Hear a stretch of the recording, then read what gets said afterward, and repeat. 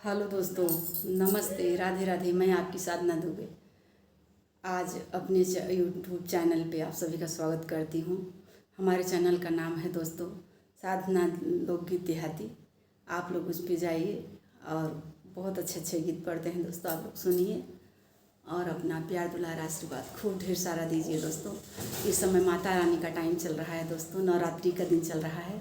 उसी उपलक्ष्य पे माता रानी के लिए एक छोटा सा पचरा गीत लेके आई हूँ दोस्तों। आप लोग सुनिए, सुन के आनंद लीजिए और अपनी छोटी बहन को अपना दुलार प्यार आशीर्वाद खूब ढेर सारा दीजिए। आइए देर न करते हुए वीडियो को आगे बढ़ाती हूँ। छन में नगिनिया छन में जोगिनिया रूपवा धैलो ये मैया, नौ दिन में नौ रूपवा धारण कैलो ये मैया, नौ दिन में नौ रूपवा धारण कैलो ये मैया।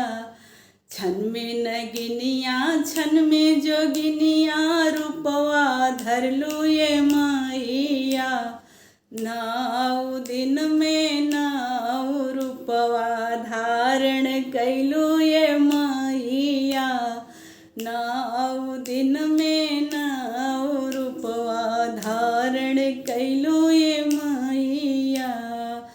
जाई के बम्बा देवी बसी गईलो, जाई के बम्बई में बसी गईलो, बम्बा देवी कहलो ये मैया। जाई के बम्बई में बसी गईलो, बम्बा देवी कहलो ये मैया, नौ दिन में नौ रूपवा धारण कैलो ये मैया, नौ दिन में नौ रूपवा धारण कैलो ये मैया।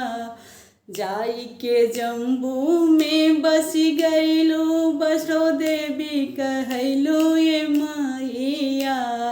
जाई के जम्बू में बसी गईलो, वैष्णो देवी कहलो ये मैया, नौ दिन में नौ रूपवा धारण कैलो ये मैया। जाई कलकत्ता में बसी गईलो, काली कहलो ये मैया। जाई कलकत्ता में बसी गईलो, काली कहलो ये मैया, नौ दिन में नौ रूपवा धारण कैलो ये मैया।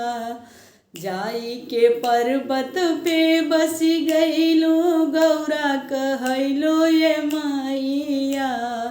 जाई के पर्वत पे बसी गईलो, गौरा कहलो ये मैया, नौ दिन में नौ रूपवा धारण कैलो ये मैया, नौ दिन में नौ रूपवा धारण कैलो ये मैया।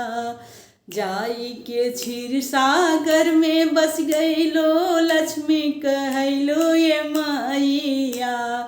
जाई के क्षीर सागर में बस गईलो, लक्ष्मी कहलो ये मैया, नौ दिन में नौ रूपवा धारण कैलो ये मैया, नौ दिन में नौ रूपवा धारण कैलो ये मैया।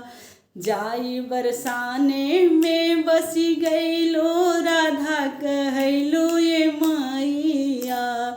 जाई बरसाने में बसी गईलो, राधा कहलो ये मैया, नौ दिन में नौ रूपवा धारण कैलो ये मैया, नौ दिन में नौ रूपवा धारण कैलो ये मैया।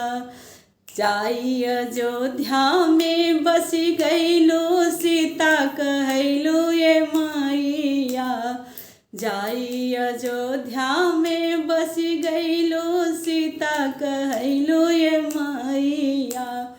जाई के धरती पे बस गईलो गंगा कहैलो ये मैया। जाई के धरती पे बस गईलो गंगा कहैलो ये मैया। जाई के आंगन में बस गईलो तुलसी कहैलो ये मैया।